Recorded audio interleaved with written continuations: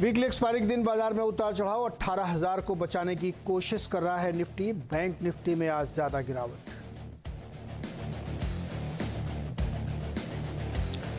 बाजार को पसंद नहीं आया बजाज फाइनेंस की तीसरी तिमाही के बिजनेस अपडेट। 10 साल के निचले स्तर पर पहुंचा किसी एक तिमाही का AUM ग्रोथ। शेयर 7% से ज्यादा फिसला। कच्चे तेल में नरमी से ऑयल कंपनीज में तेजी। 2% तक भागे BP, HP और IOC। पेंट और एविएशन शेयर्स में भी खरीदारी का ट्रेंड।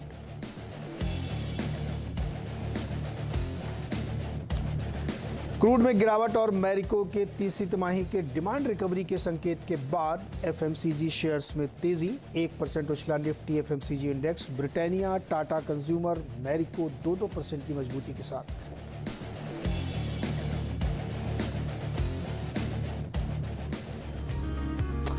बाजार इस वक्त एक बहुत ही जबरदस्त वोलेटिलिटी से झूल रहा है और ऊपर नीचे के बीच में बैंक निफ्टी 100 पॉइंट से ज़्यादा कमज़ोर है। 42,848 के लेवल पे ट्रेड करा। तो एक अनप्रेसिडेंटेड वोलेटिलिटी हम लोग पिछले 1-1.5 घंटे से देख रहे हैं कि बहुत ज़्यादा ऊपर नीचे मार्केट हो रहा है। संभलने की कोशिश करा लेकिन ऊपरी स्तरों पर फिर बिकवाली आ जा रही है। एक आध सेक्टर छोड़ दें तो ज़्यादातर सेक्टर्स में बिकवाली का ही दबाव है, खासतौर पर बैंक में। बैंक निफ्टी में देखिए 12 में से 10 शेयर उसके कमज़ोर हैं और इसी तरीके से FMCG में आप देखेंगे तो उसमें ज़्यादातर शेयर्स में मजबूती है। उसके दो कारण हैं। एक तो जो मैरिको ने बिजनेस अपडेट दिया है उसमें अर्बन डिमांड काफ़ी अच्छी है और रूरल में पिकअप के संकेत है। नुवामा रिसर्च भी यही कहती है और उसका फ़ायदा हुआ। साथ ही कच्चे तेल में नरमी से जो इनपुट कॉस्ट है उस पर भी असर पड़ेगा, तो वो भी एक सेंटिमेंटल इम्पैक्ट है। तो FMCG इसीलिए बहुत ही बढ़िया प्रदर्शन कर रहा है। नेस्ले से शेयर्स में 1.5% की तेज़ी और ब्रिटानिया 3.5% मजबूती के साथ यहाँ पे काम कर रहा है। बजाज फाइनेंस 7% नीचे है। बजाज फाइनेंस ने जो अपना बिजनेस अपडेट दिया उसमें 27% का AUM ग्रोथ दिखाया है YOY, लेकिन क्वार्टर ऑन क्वार्टर आप देखेंगे तो वो lowest in 10 years. Bajaj Finserv भी उसी के असर से 5.5% नीचे है। अपोलो हॉस्पिटल, पावर ग्रिड ये सब टॉप लूजर्स हैं। और गेन कहाँ हो रहा है टॉप गेजर में? आप देखिए Britannia 3.5%, Tata consumer 2.25%, ITC 2%, HUL 1.5%, Nestle India, यानी जो टॉप लूज़र है, टॉप गेनर है मार्केट के, वो सारे FMCG शेयर्स हैं यहाँ पे। तो एक ही सेक्टर है जो चल रहा है और ये एक डिफेंसिव सेक्टर माना जाता है, इसीलिए हाई बीटा ओवरऑल मार्केट के जो स्टॉक्स हैं वहाँ पे वीकनेस भी देखने को मिल रही है। तो ये एक ऐसी सिचुएशन यहाँ पे बनती हुई दिख रही है जो कहते हैं। कुछ और सेक्टर्स की आपके सामने तस्वीर रखता हूँ। ऑटो इंडस्ट्री में भी आप देखिए तो वहाँ पे आज थोड़ी सी अच्छी तस्वीर देखने को मिलेगी। आप ज़्यादातर शेयर्स ग्रीन ट्रेड करते हुए दिख रहे हैं। निफ्टी मीडिया जिसमें बहुत सारे PVI से शेयर्स भी आते हैं वहाँ पे वीकनेस देखने को मिल रही है। PSU बैंक में आज कमज़ोरी है, ज़्यादातर शेयर वहाँ पे कमज़ोर कामकाज कर रहे हैं। लेकिन इंफ्रास्ट्रक्चर शेयर्स में अगर आप देखें तो वहाँ पे मजबूती है। एनर्जी शेयर्स में भी आज तेज़ी देखने को मिल रही है। सर्वेंद्र श्रीवास्तव आज के मेहमान हैं। सर्वेंद्र, बहुत ज़बरदस्त वोलेटिलिटी है मार्केट में, ऊपर नीचे हो रहा है। एक्सपायरी का दिन भी है। क्या रुझान लग रहा है आपको? क्या इस वक्त निफ्टी पे आप क्या करेंगे? बहुत बहुत नमस्कार नीरज जी। देखिए, व्यू तो ब्रॉडली वही है जो हम लास्ट 3 हफ्तों से 4 हफ्तों से आपके पास लेके आ रहे हैं कि भाई ये जो करंट मार्केट है यहाँ एक ब्रेकआउट पीछे वाला जो फेल हो गया तो आपको यहाँ पे प्रेशर्स अब बाजार में दिखते रहेंगे और मुझे नहीं लगता कि बहुत ज़्यादा यहाँ से ऊपर जा पाएगा। और हमने लास्ट टाइम भी यही बोला था कि भाई 18,500 18,600 के ऊपर लगता नहीं है और 17,400 17,500 के नीचे के टारगेट्स हैं। तो जिनके पास शॉर्ट्स हैं आई थिंक बने रहें। बाजार अब नीचे आ गया है, कॉस्ट के ऊपर स्टॉप लॉस लगा के रखें ट्रेल करके। हमने 18,300 के आसपास रिकमेंड किया था, 18,300 के आसपास, 18,250 18,300 के आसपास शॉर्ट करने के लिए। तो आई थिंक वो शॉर्ट्स बना के रखें और कॉस्ट के ऊपर स्टॉप लॉस ट्रेल करके रखें। मुझे लगता है 17,400 17,500 के दायरे नीचे में निफ्टी छू सकता है जब तक अब 18,400 18,500 के ऊपर नहीं जा रहा है। ओके, तो और बैंक निफ्टी में भी सेम? जी, बैंक निफ्टी भी अब जिस तरह की वीकनेस लास्ट 2 दिन में दिखा रहा है, लास्ट हफ्ते तक तो ये था कि कहीं एक आउट परफॉर्मेंस यहाँ पे आ सकती है, बट अब वो भी यहाँ पे भी थोड़ा सा मुश्किलात बनती हुई। और मुझे लग रहा है कि बैंक निफ्टी में भी आपको अब ये क्रिटिकल आपने 43,000 4300 का आपने 43,100 का आपने लो तोड़ दिया है, सपोर्ट तोड़ दिए हैं। तो यहाँ पे भी मुझे लगता है कि 42,200 तक की गिरावट यहाँ पे भी इमीडिएट बेसिस पे आ सकती है। ओके, सर्वेंद्र, बजाज फाइनेंस का चार्ट खोलिए। चूंकि आज बहुत ज़्यादा गिरावट है, 7% के आसपास कमजोरी आ चुकी है। क्या कोई सपोर्ट नीचे कहीं पे दिख रहा है आपको? देखिए, इसमें ऑलरेडी लास्ट अगर आप इसमें 2-3 महीने के सेटअप देखें तो ऑलरेडी अपने लंबे दायरों के एवरेजेस को, सपोर्ट को तोड़ के ट्रेड कर रहा था और वो तकरीबन लेवल 6800 के आसपास हैं।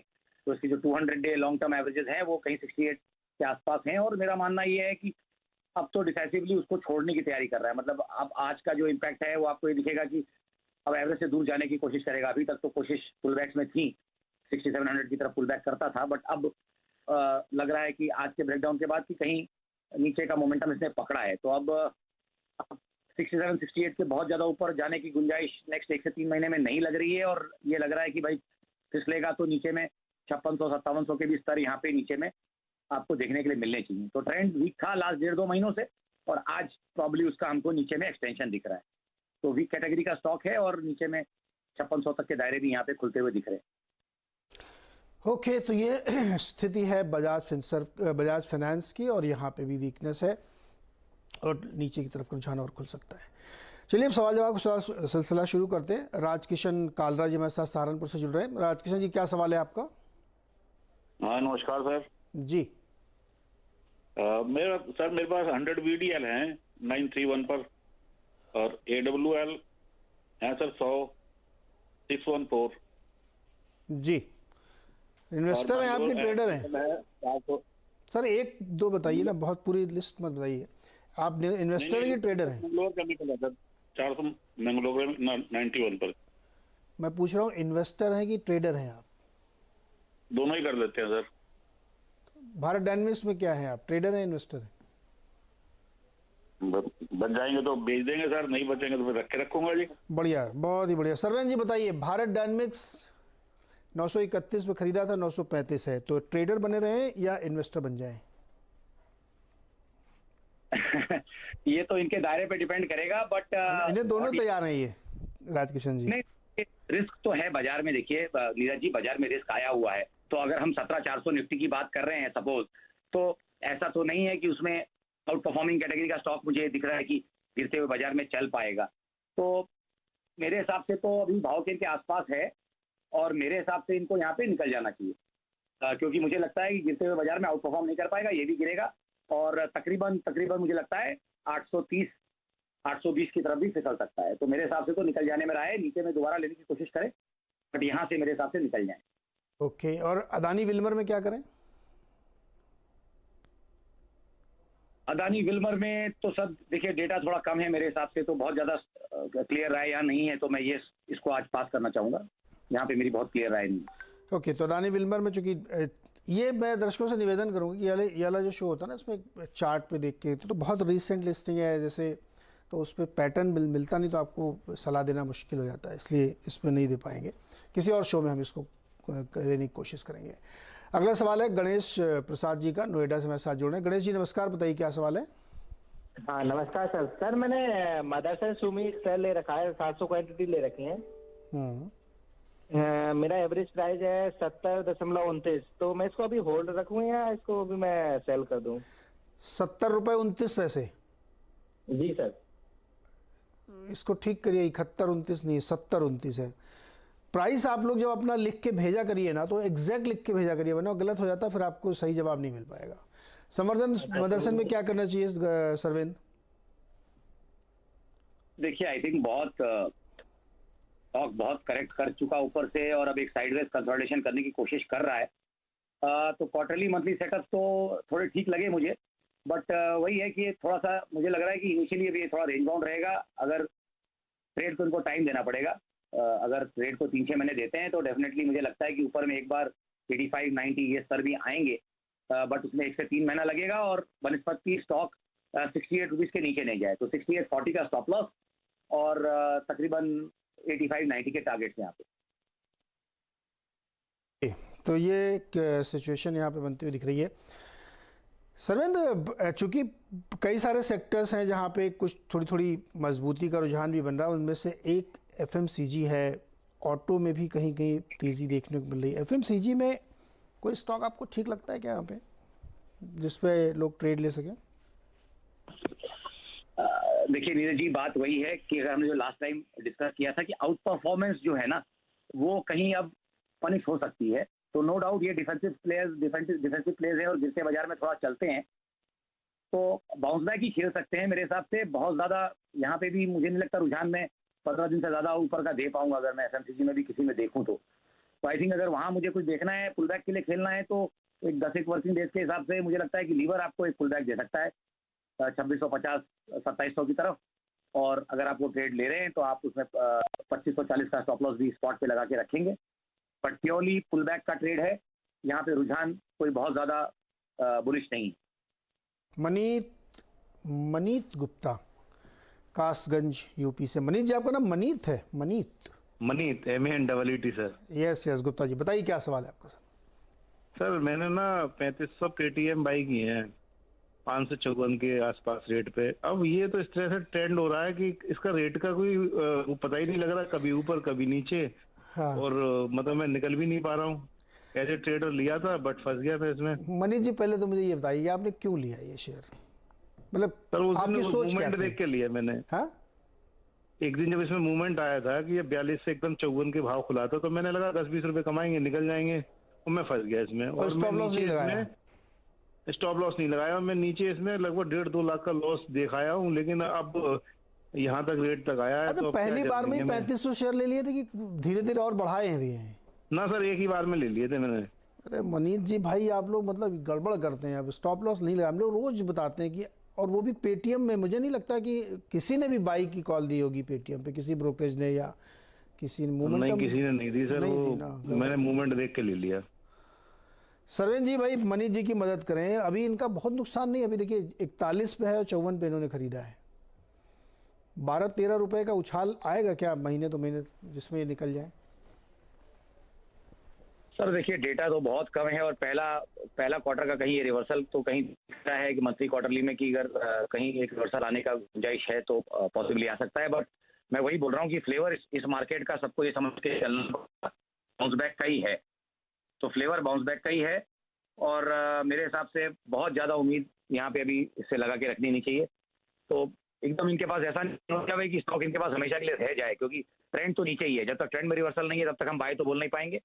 बाउंस बैक डेफिनेटली आ सकता है, जिसमें इनका प्राइस अगर आता है या उससे थोड़ा ऊपर जाता है तो मेरे हिसाब से यहाँ से निकल जाए, कोई दूसरा बढ़िया स्टॉक देखें। और मनीष जी भाई, आपने बड़ी क्वांटिटी ले रखी 3500 शेयर, और कोई मूव आया या उसके करीब पहुंचे तो आप इसके कुछ समय के लिए निकल जाएगा इसमें से। ₹1-2 का नुकसान भी हो तो निकल जाइएगा, क्योंकि वो पता नहीं, ट्रेंड नहीं पता है और क्या होगा, यू नेवर नो। तो सर मुझे एक चीज और पूछनी थी। हाँ बताइए। कि मैं भी स्टॉक मार्केट में बहुत टाइम से हूँ और लॉसेस के अलावा मैंने कुछ देखा ही नहीं है इस जर्नी में। क्यों? अब मैं ये जानना चाह रहा हूँ, मेरे दिमाग में इमोशनली एक बात आती है। हाँ। और फिर जैसा देखता हूँ कि जैसे यस बैंक का शेयर है। हाँ। अब यस बैंक का शेयर अपनी तमाम गंदगी को देख चुका है पहले की, पास्ट की। क्या मैं ट्रेडिंग छोड़ के इसमें एक लॉट ऑफ इन्वेस्ट करके 3 साल के लिए भूल जाऊं तो क्या ट्रिपल कर सकता हूँ अपनी रकम? मनीष जी, आप फिर इमोशनल हो रहे हैं। पहली बात तो एकदम ध्यान रख लिए, इमोशन का कोई संबंध नहीं है शेयर मार्केट से। आप जैसे ही इमोशनल होंगे तुरंत आप नुकसान करना शुरू करेंगे। आप यहाँ पे बिल्कुल रूथलेस बनिए और केवल फैक्ट्स एंड फिगर्स पे बिलीव करिए। सेंटीमेंट प्ले करते हैं मार्केट में, जैसे कोई खबर आई बड़ी तो उसकी वजह से मोमेंटम आता है, तो आप पहले तो इमोशन अलग कर दीजिए कि अब सब कुछ हो चुका है, अब इससे बुरा क्या होगा। ये जो फीलिंग होती है ना, यही सबसे ज़्यादा नुकसान कराती है। बहुत बुरा हो चुका है, उससे भी ज़्यादा बुरा हो सकता है, ये दिमाग में रखिए आप, तो आप उससे बचेंगे। और एक हम लोग मजाक में कहते हैं कि चलती गाड़ी में चढ़िए, चलती गाड़ी में उतरिए। स्टेशन पे खड़ी गाड़ी पता नहीं चलेगी कि नहीं चलेगी, उस पर क्यों चढ़ना मुझे। इसलिए आप कभी भी इमोशन को ध्यान में मत रखिए। स्टॉप लॉस एकदम धर्म वाक्य की तरह दिमाग में रखिए कि ट्रेड ले रहे हैं तो स्टॉप लॉस जरूर लगाएंगे। और किसी के कहने सुनने पे इन्होंने कहा अरे ये आज बड़ी अच्छी स्टोरी चल रही है, अभी 10 रुपये का हो गया, अब जैसे अभी वोडाफोन 7.5 पौने 8 रुपये का, अब इससे ज़्यादा क्या जाएगा, 2 रुपये हो जाएगा क्या। यही सोच जो है आपको नुकसान करा रही है जब से आप मार्केट में आए। तो आप स्टॉप लॉस लगाइए, इमोशन को दूर रखिए, चलते हुए अच्छे मजबूत ट्रेड लीजिए। और CNBC आवाज़ को देखिए, हम लोग रोज एजुकेट करते रहते हैं। मनीष जी, मैं उम्मीद करता हूँ कि आपको जब ब्रेक इवन के आसपास या ₹1-2 नुकसान हो तो पेटीएम से निकल जाइएगा। ठीक है सर, बहुत बहुत धन्यवाद आपका। जी थैंक यू सर। चलिए हम एक बड़ी खबर की तरफ चलते हैं। जो अभी हमने जिक्र किया कि वोडाफोन में एक खबर है, और हमारे जो दिल्ली के सहयोगी हैं जो कंपनी को, सेक्टर को करीब से कवर कर रहे हैं, असीम भाई बताइए क्या खबर आ गई है। देखिए, वोडाफोन आइडिया में सरकार ने कहा था कि इक्विटी खरीदेगी और इस डिसीजन को भी 1 साल हो चुका है, लेकिन अभी तक सरकार ने इक्विटी नहीं खरीदी है। तो हमें सूत्रों के हवाले से जानकारी मिल रही है, मंगलवार को कुमार मंगलम बिरला ने जो टेलीकॉम मंत्री अश्विनी वैष्णव है उनसे मुलाकात की, उनसे कहा कि आप इक्विटी खरीदने में जल्दी कीजिए, क्योंकि सारी मंजूरियां जो है सरकार ले चुकी है, लेकिन अभी तक इक्विटी खरीदने को लेकर के फाइनल फैसला नहीं हुआ है, क्योंकि सरकार ये चाहती है कि कंपनी पहले खुद दिखाए कि कंपनी इसमें प्रमोटर्स खुद दिखाए कि वो इस कंपनी में इंटरेस्टेड है, इसमें इन्वेस्ट करना चाहते हैं। जब कैबिनेट ने ये फैसला लिया था, तब प्रमोटर ने सरकार को एश्योर किया था कि सरकार का प्रमोटर्स इस कंपनी में करीब 10,000 करोड़ रुपए का निवेश करेंगे, लेकिन अभी तक वो निवेश करने को नहीं, देखने को नहीं मिला। तो ऐसे में सरकार ने अभी इक्विटी खरीदने की जो सारी योजनाएं हैं उसको ठंडे बस्ते में डाल दिया है। और मंगलवार को जब ये मुलाकात हुई दोनों के बीच में, बैठक में, बातचीत में, जो मैं सूत्रों के हवाले से जानकारी मिल रही है कि डिस्कशन हुआ कि सरकार इक्विटी क्यों नहीं खरीदी है, तो सरकार ने प्रमोटर्स को सीधे सीधे साफ शब्दों में कहा, जब तक प्रमोटर इस कंपनी में इन्वेस्टमेंट नहीं करेंगे तब तक सरकार इक्विटी जो है नहीं खरीदेगी। तो कुल मिलाकर के वोडाफोन आइडिया में सरकार का इक्विटी खरीदने का प्लान जो है वो डिटेल हो सकता है। 2 सवाल और असीम, एक तो मुझे बताइए, आप बहुत लंबे तजुर्बे के साथ इस सेक्टर को कवर कर रहे हैं, इस कंपनी को ट्रैक कर रहे हैं, क्या आपको लगता है कि अब ये ठंडे बस्ते में नहीं, ये हमेशा हमेशा के लिए चला गया, सरकार का कोई इरादा नहीं लेने का? देखिए, जब मंगलवार को बैठक हुई तो उसमें प्रमोटर्स नॉन कमिटल थे, यानी कि उन्होंने कोई भी आश्वासन सरकार को नहीं दिया कि वो प्रमोटर्स जो है कंपनी में इक्विटी डालेंगे। खासतौर पे कि कुमार मंगलम बिरला पहले ही कह चुके हैं कि there is no use of putting good money after the bad money. तो उसके बाद लगता नहीं है कि प्रमोटर्स इस कंपनी में ज्यादा इक्विटी इन्फ्यूजन करने की तैयारी कर रहे हैं। कंपनी पिछले 2 साल से इन्वेस्टर ढूंढने की कोशिश कर रही है, लेकिन कंपनी को अभी तक इन्वेस्टर जो है नहीं मिला है। इन्वेस्टर ये चाहते हैं कि पहले सरकार इक्विटी खरीदे, उसके बाद ही वो वहां पर अपना हाथ लगाए, लेकिन सरकार ये चाहती है कि पहले प्रमोटर्स इक्विटी इन्फ्यूजन करे, उसके बाद सरकार जो है सरकार इक्विटी खरीदे। तो कुल मिलाकर के ये डेडलॉक जो है पिछले 6 महीने से बना हुआ है। तो सूत्रों के हवाले से जानकारी मिल रही है कि मई में सारे अप्रूवल सरकार ने ले लिए थे, सेबी का अप्रूवल आ गया था, फाइनेंस मिनिस्ट्री का अप्रूवल आ गया था, लेकिन उसके बावजूद ये डेडलॉक जो है अभी तक बना हुआ है, आगे कोई बातचीत नहीं बढ़ी है। तो कुमार मंगलम बिरला यही चाहते थे कि मिलकर के इसको इश्यू को सॉर्ट आउट जो है किया जाए, लेकिन अभी तक ये इशू वहीं का वहीं स्टैंड कर रहा है। यानी डेडलॉक बना हुआ है, प्रमोटर डालना नहीं चाहते, सरकार करिए आप पहले आपका खेल चल रहा है। और एक सवाल और, कोशिश करिएगा जवाब देने की, और मैं हमारे जो रिसर्च एनालिस्ट हैं सुमित और यतिन से रिक्वेस्ट करूंगा कि वो निकालें कितना डेट है और उसकी क्या स्थिति है। ये जो बहुत कोई ऐसी संभावना है कि ये डेट वेट नहीं दे पाएंगे तो और मुश्किल खड़ी होगी बैंकों के लिए, तमाम कंपनीज के लिए? देखिए, अगर गोल्डमैन सैक्स की रिपोर्ट की बात करूं तो कंपनी को सितंबर तक 6600 करोड़ रुपए का शॉर्टफॉल होगा, यानी कि वो बैंकों की पेमेंट नहीं कर पाएगी। कुछ पेमेंट्स कंपनी की जनवरी और फरवरी में भी ड्यूज है। अगर सरकार अगले 1 से 2 महीने में इक्विटी नहीं खरीदती है तो यहाँ पे डिफॉल्ट होने का भी खतरा है।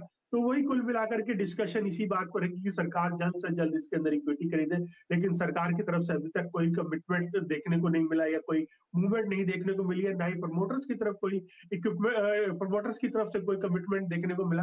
तो कुल मिलाकर के डेडलॉक जहां से शुरू हुआ था वहीं का वहीं बना हुआ है। अब देखना होगा कि कंपनी किस तरह के आगे स्टेप्स जो उठाती है, क्योंकि 2 साल से कंपनी लगातार कोशिश कर रही है, लगातार उनके सीईओ बोल रहे हैं कि हाँ हम इन्वेस्टमेंट लेकर के आएंगे, इन्वेस्टमेंट आ रही है, लेकिन 2 साल से कोई भी प्रोग्रेस देखने को नहीं मिला। तो आगे चल करके थोड़ी सी मुश्किलें कंपनी के लिए बढ़ सकती है। ओके, तो कंपनी के सामने बड़ी मुश्किल है, डिफॉल्ट भी हो सकता है, ऐसा रिपोर्ट में लिखा हुआ है और बता रहे हैं असीम। तो और ये डेडलॉक अगर नहीं टूटा तो बहुत मुश्किल होगी और इसके फिर रिपल इफेक्ट्स होंगे, बैंक्स की तरफ भी ये आंच पहुंचेगी। तो कुल मिला के खबर ये है कि वोडा आइडिया में सरकार इक्विटी खरीदने रही, ठंडे बस्ते में है, प्रमोटर पैसे डाल नहीं रहे हैं, आगे डिफ़ॉल्ट होने के खतरे हैं, ये सिचुएशन बनती हुई दिख रही है। असीम, बहुत शुक्रिया, और आप इसको और ट्रैक करते रहिए कि कितना डेट इसमें है। जैसे यतिन ने मुझे लग रहा है खबर मुझे भेजी है, total gross debt excluding lease liabilities and including interest cost, मतलब जो ग्रॉस डेट है उसको अगर हम छोड़ दें तो 30 तारीख तक इनका जो है तकरीबन 1366 बिलियन रुपीज़ है। लाखों में बन रहा है, लाखों में। और हाँ असीम, कुछ बोल रहे हैं क्या आप? देखिए, ये कुल डेट की अगर मैं बात करूं तो 2,20,000 करोड़ रुपए के आसपास कंपनी का डेट है। तो बहुत ही मुश्किल है कि यहाँ से कंपनी जो है वापस आ सके अगर सरकार इक्विटी नहीं खरीदती है। 2,20,000 करोड़ का डेट है और कंपनी नहीं चुका पाती है, जिस तरह की स्थिति बन रही है उसमें डिफ़ॉल्ट होना संभव एकदम है। वैसे में तो फिर ये बहुत सारे बैंकों को सबको दिक्कत करेगा फिर ये, पता नहीं देखिए, बैंकों ने हो सकता ज्यादा है प्रोविजन जो- कर लिया हो। देखिए ज्यादा जो ड्यूज है वो सरकार के हैं, 1,90,000 के आसपास करीबन ड्यूज है, वो सरकार के, सरकार के पास लगातार 15,000 करोड़। स्पेक्ट्रम का पेमेंट करना है, तो उसके सारे ड्यूज हैं जो कि सरकार की तरफ से, सरकार की तरफ ज्यादा है। बैंकों की तरफ से 25 से लेकर के 30,000 करोड़ रुपए के आसपास का ड्यूज कंपनी की तरफ से होगा, तो उसमें थोड़ा सा डिफॉल्ट जो है आगे आने वाले दिनों में कंपनी की तरफ से देखने को मिल सकता है, अगर ये डेडलॉक नहीं टूटता है तो। मुश्किल का दौर है भाई वोडाफोन आइडिया के लिए और एनबीएफसीज के लिए भी, बहुत सारी फाइनेंशियल इंस्टीट्यूशन के लिए। देखते हैं क्या होता है इसमें। डेडलॉक तो फिलहाल बना हुआ है, 7.25 के आसपास ये वोडा आइडिया इस वक्त ट्रेड करता हुआ दिख रहा है। टोटल डेट 2,20,000 करोड़ के आसपास है। बहुत शुक्रिया असीम हमारे साथ जुड़ने के लिए। सर्वेंद्र, अब ये इतना हम लोग इसे जनरली 10 रुपये से नीचे के स्टॉक पे बहुत ज़्यादा कॉल देते नहीं हैं, लेकिन अब चलिए इसको रहने देते हैं। इसमें पता अननेसेसरी कोई भी अपनी सुन के कोई व्यू ले सकता है। कॉलर की तरफ चलते हैं, अपने दर्शकों की तरफ चलते हैं, वापस सवाल पे आते हैं। राजीव चौधरी जी ग्वालियर मध्य प्रदेश से। राजीव जी नमस्कार, बताइए क्या सवाल है आपका। Sir good morning sir. Actually मेरे पास में 500 पेयर है एंजल वन के, 1350 की बाइंग है, और सेकंड बीएससी है सर 610 की बाइंग है, एवरेज प्राइस है 300 शेयर है, बट लॉन्ग टर्म के लिए है मैम सर 3-4 साल के लिए, तो बस वही व्यू जानना चाह रहा था, और परचेज कर सकते हैं या फिर कैसे क्या रहेगा जी थोड़ा सा सर। सर्वेंद्र, एंजल वन और बीएससी बताइए। नीरज जी देखिए, सबसे पहले बीएससी लेता हूँ, और यहाँ मुझे क्लियर कट ये लग रहा है कि भाई एक मल्टी क्वार्टर करेक्शन यहाँ पे मुझे लग रहा है कि खत्म हो रहा है। तो अगर ट्रेड्स हैं तो आई थिंक बने रहना चाहिए। 530 के 530 के 528 40 का आपका यहाँ पे स्टॉप लॉस रहेगा, ट्रेड में बने रहें। और मुझे लगता है कि नेक्स्ट राउंड में जब ये करेक्शन पूरा होकर नेक्स्ट राउंड चलेगा तो आई थिंक ऊपर में 590 600 के टारगेट भी बीएससी के लिए आएंगे। तो आई थिंक ट्रेड में बने रहने की राय है यहाँ पे। और दूसरा है एंजल वन, यहाँ मुझे लग रहा है कि एक बड़ी रेंज रही है लास्ट 2-2.5 साल की, जो रेंज रही है तकरीबन ऊपर में 1650 और नीचे में मोटा मोटी 1100। तो आई थिंक रेंज की कहीं मिडिल में है, बिल्कुल बीचों बीच पड़ा है रेंज के। आई थिंक फिलहाल जिस तरह से मार्केट का थोड़ा सा रुझान नीचे, आई थिंक शायद नीचे में एक बार 1120 एक बार टेस्ट कर ले, ऐसा यहाँ पे प्रतीत हो रहा है। तो आई थिंक यहाँ पे व्यू नरमी का है और लग रहा है कि नीचे में 1120 आ जाएगा। दोनों स्टॉक में ये स्थिति आपको बनती दिख रही है। सर्वेंद्र, बहुत शुक्रिया हमारे साथ जुड़ने के लिए और दर्शकों की मदद करने के लिए। समय खत्म हो गया है, इसलिए और ज़्यादा सवाल आज हम नहीं ले पाएंगे। कल फिर से कोशिश करेंगे और ज़्यादा सवाल लेने की, लेकिन मार्केट इस बीच बिल्कुल वैसा ही उतार चढ़ाव के बीच झूल रहा है। बैंक निफ्टी करीब 165, 68, 70 पॉइंट वीक है और निफ्टी बिल्कुल फ्लैट 1-8 पॉइंट ऊपर नीचे हो रहा है। लेकिन ऊपरी स्तर से प्रेशर तो लगातार बन रहा है। हालांकि एडवांस डिक्लाइन अभी भी एडवांस के फेवर में है, लेकिन वो संख्या बढ़ रही है धीरे धीरे। तो मार्केट की ये तस्वीर है, वोलेटिलिटी काफ़ी बनी हुई है। छोटा सा एक ब्रेक लेते हैं और ये देखिए क्या ज़बरदस्त, बिल्कुल एक चिमटा जैसा बन गया है ये। तो एडवांस डिक्लाइन का जो ग्राफ बनता हुआ दिख रहा है आपको। छोटा सा ब्रेक के बाद खिलाड़ी नंबर 1 हर्षिता के साथ।